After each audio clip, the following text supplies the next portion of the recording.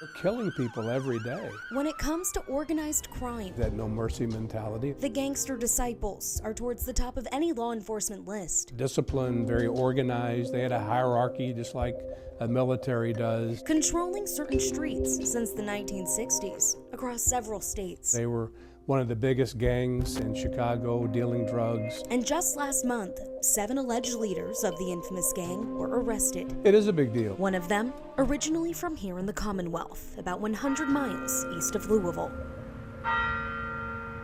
Towards the middle of Garrett County, Lancaster, Kentucky is home to 4,000 people.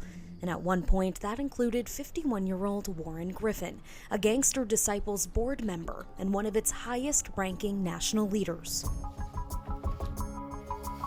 According to the indictment unsealed in January, Griffin, known as GG and Big Head, is accused of murdering a rival Gangster Disciples board member in Chicago back in 2018.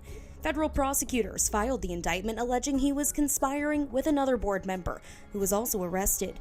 The indictment claims Griffin had discussions with that other board member, intending to kill members of their own gang that were resisting the new leadership for a chapter in East St. Louis. Court documents also claim he committed the murder in a cold, calculated, and premeditated manner. Guns, gangs, drugs, and violence, they all go together. Rick Sanders has 40 years in law enforcement, currently serving as the police chief of Jeffersontown.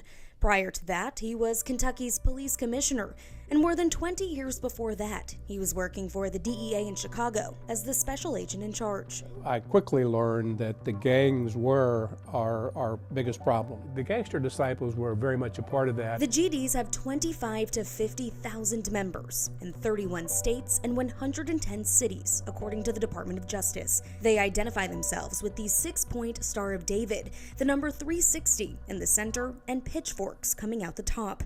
They'll usually deal cocaine and heroin. The Gangster Disciples were handing out free samples of heroin to the people on the south side of Chicago, trying to gain new customers. Sanders showed us this surveillance video, taken on the streets of Chicago in 2003. He's checking the money to make sure it's real. Illustrating how gangs would use children to distribute the drugs. They know that when we make the arrest of a 12-year-old, it's going to not really go very far. Their police cameras also captured this shooting in the middle of a Chicago street and in the middle of the day. He's pulling a gun from his waistband right in front of the camera. An initiation into a gang might be that you have to harm or kill somebody. There's a lot of torture that might be involved. I know of cases where they've had their tongue cut out for being caught speaking to the police. Sanders launched a task force in the early 2000s with the DEA in Chicago. He focused on taking out the top 21 major players in organized crime,